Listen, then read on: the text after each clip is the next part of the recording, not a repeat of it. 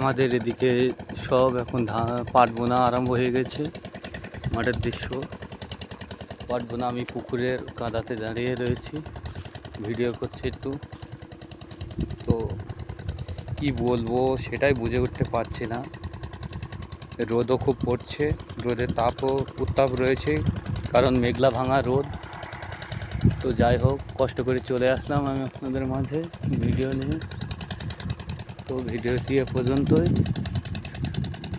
দয়া করে like, comment, share করে পাশে থাকবেন।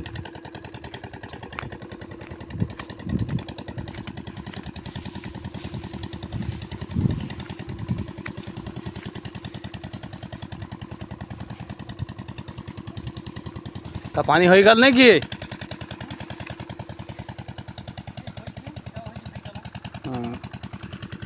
আর কতক্ষণ